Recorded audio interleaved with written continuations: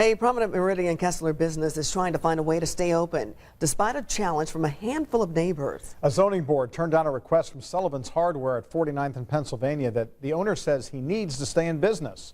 Our City Beat reporter Mary Mills tells us why neighborhood leaders call the challenge ridiculous and are now joining the fight to keep Sullivan's open.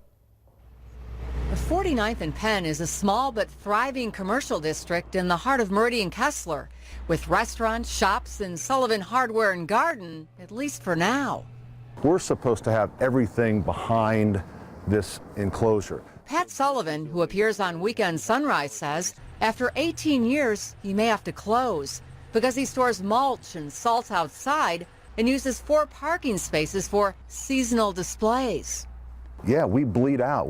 I plead guilty.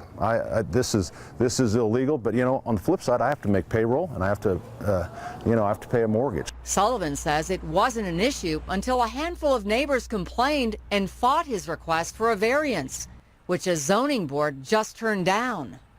We've vowed to help Pat Sullivan and Sullivan's do whatever we can to fight this and appeal the case. The neighborhood association credits Sullivan's with revitalizing the intersection.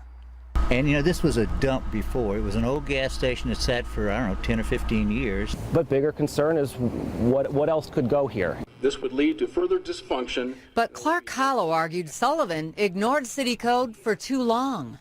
Kahlo told me he doesn't want Sullivan's to leave, but he says everyone else plays by the rules and gets a variance, and so should this business.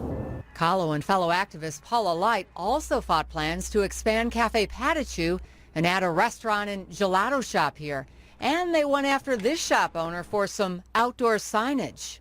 For a few people in the neighborhood to have such an impact with the businesses in this neighborhood is appalling to me. Pat Sullivan says he's weighing an appeal, but the cost of doing so could be too high. Mary Mills, Channel 13 Eyewitness News.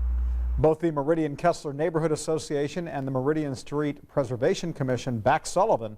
They say losing the store would be a huge loss for the entire area.